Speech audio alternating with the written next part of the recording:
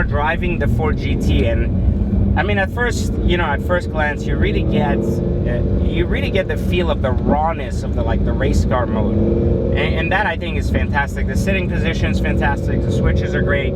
Everything requires you to really pay attention to the car, and I think that's one of the reasons why driving it is so much fun. It's engaging, right? The downfall though is you really have very limited visibility with these pillars from a traffic standpoint. You know, I get it in a race car, but from the fact that we are here on a public highway, it's kind of difficult to make sure you're paying attention to everything and seeing all edges of it. But outside of that, I mean, the shifter position, the feel of the clutch, everything is extremely race car feely, and it's very nostalgic and awesome from an experience standpoint. But you know, I think right off the surface, the big thing you get from this is rawness, and you also get a hammer feel, versus with a Ferrari you get more of a scalpel feel. So I think there's a big difference here between the idea that, you know, the Ford versus Ferrari kind of movie. But the one thing I will tell you is that if it was just for the movie, I would have probably bought a Ferrari, not a Ford. So the basic premise of the movie is that the basic thing you get out of the movie is that Ford just threw a lot of money at someone who was passionate to kind of build this, and didn't allow them to follow their passion to the full extent of it to build it. And many people had to, you know, lose a lot to bring this car to life, which was very admirable. But for a company that really didn't give a shit for anything but its own marketing. On the other hand, Ferrari had a lot of grace and a lot of just a lot of passion towards the drive, something you didn't see from Ford during the event, which is why I think in the end of the day, while I think a lot of the newer Ferraris are complete garbage, I think a lot of the older ones were really where the money's at. And I think if we compare an era of Ferrari versus this era of Ford, I still would pick a Ferrari, but this car in 2019 is still special based on its heritage, and of course based on the feeling and what it really does. It's very raw.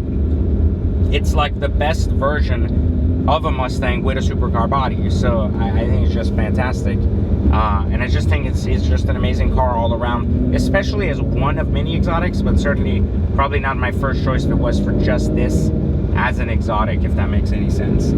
Anyhow, hope you guys have enjoyed kind of this is my take on this versus just the basic idea of 2005, 2006 Ferraris. But definitely a cool car. If you have the chance to own one, I would absolutely own one, and the values have been going really, really steady up, so it's definitely worth picking one up. And I think it's a lot better than the new one too, which I got to drive, because the new one feels very futuristic. It doesn't have that rawness that this one had. So it seems like a lot of new cars are very focused on consumerism rather than really passion, and I think that's very sad. We're seeing this with a lot of manufacturers cross hybrid everything, meaning you know, like Volkswagen owning Bugatti and so on and so forth.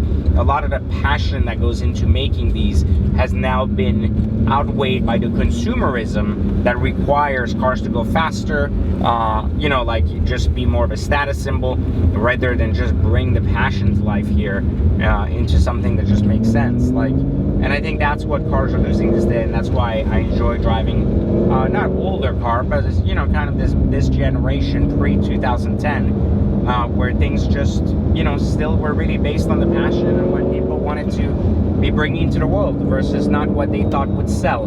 And I think that's something that Chris Harris said on Top Gear 2 that made a lot of sense, which, you know, when he said car manufacturers used to lead people into the automotive space, and now they're just following the advice of their consumers. And I think that's one of the reasons we're getting a lot more shitty products at a later time rather than innovative, forward-thinking products that will allow people to really enjoy automotive based on the way it was meant to be enjoyed. So hopefully this makes sense, and hopefully you guys kind of enjoyed my take on this.